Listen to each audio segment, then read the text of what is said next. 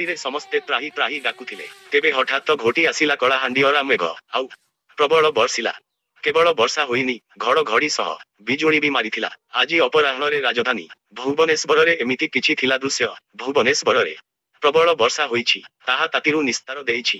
ଭୁବନେଶ୍ୱରର ଅଧିକାଂଶ ସ୍ଥାନରେ ବର୍ଷା ପାଣି ଜମି ରହିଥିବା ଦେଖିବାକୁ ମିଳିଛି।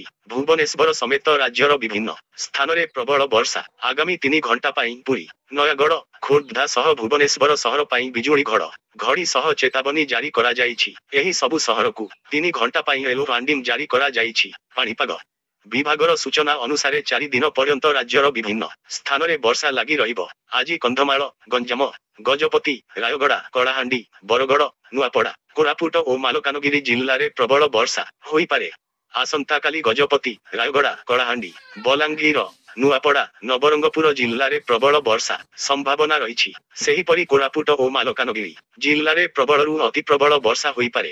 ସେହିପରି 28 ଓ 29 ତାରିଖରେ ମଧ୍ୟ ପ୍ରବଳ ଓ ଅତି ପ୍ରବଳ ବର୍ଷା ନେଇ ଆକଳନ କରିଛି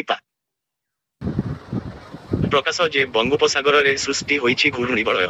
ଏହାର ପ୍ରଭାବରେ ଆଜିଠାରୁ ବଢ଼ାଇବ ବର୍ଷା। 5 ଦିନ ପର୍ଯ୍ୟନ୍ତ ବର୍ଷା ହେବା ନେଇ ଆଲର୍ଟ ଜାରି କରାଯାଇଛି। ଆଜିଠାରୁ 28 ତାରିଖ ପର୍ଯ୍ୟନ୍ତ କିଛି ସ୍ଥାନରେ ପ୍ରବଳ ବର୍ଷା ସହ କିଛି ସ୍ଥାନରେ ହାଲକାରୁ ମଧ୍ୟମ ଧରଣର ବର୍ଷା ହେବା ନେଇ ଆକଳନ କରିଛି ଆଞ୍ଚଳିକ ପାଣିପାଗ କେନ୍ଦ୍ର। ଘୂର୍ଣ୍ଣିବଳୟ ପ୍ରଭାବରେ ବିଭିନ୍ନ ସ୍ଥାନରେ ବିଜୁଳି ଘଡ଼ଘଡ଼ି ସହ 30ରୁ 40 କିଲୋମିଟର ବେଗରେ ପବନ ବହିବାର ସମ୍ଭାବନା ରହିଛି।